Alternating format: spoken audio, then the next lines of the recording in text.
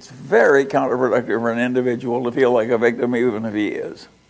Best attitude is just to be cheerful about everything and keep plugging along. Who wants to be a victim instead of a survivor? Feeling like a victim, you can recognize your position is bad and try and improve it. That's okay. But to have a deep feeling of victimhood and it's all somebody else's fault is a very counterproductive way to think. People don't even like being around it. It's really stupid. People who have a victim mentality have often suffered through trauma or hard times, but haven't developed a healthier way to cope. They are reluctant to take personal responsibility, asserting that the circumstances aren't in their control. As a result, they develop a negative view of life, where they feel that they don't have any control over what happens to them because they don't think anything is their fault.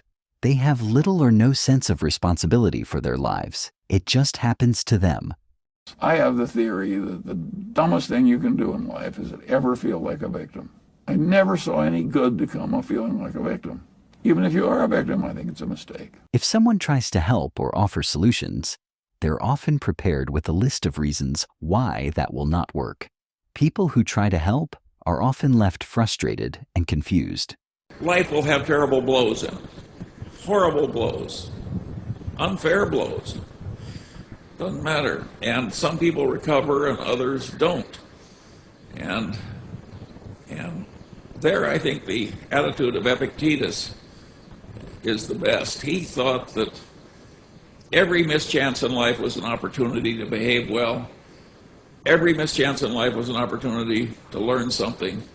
And that your duty was not to be submerged in self-pity, but to utilize the terrible blow in a constructive fashion.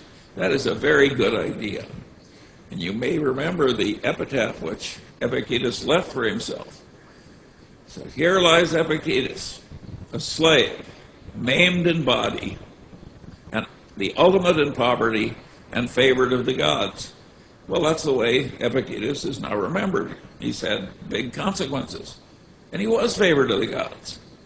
He was favored because he became wise, and he became manly. So how to avoid this victim mindset? You take responsibility for your actions. Being accountable for your life means you're in the driver's seat. That can be scary to someone who has a victim mentality. You would have to admit, life isn't just the result of the actions of others. Taking responsibility bursts the protective bubble of victimhood. I don't like politicians that get ahead by trying to make everybody else feel like a victim. They make my flesh crawl. And I just don't believe in it. And yet our politicians build on it and try and make their careers work by doing something that's very bad for all the people they're talking to. And they think they're doing the world's work. You know, it's crazy. It's absolutely crazy.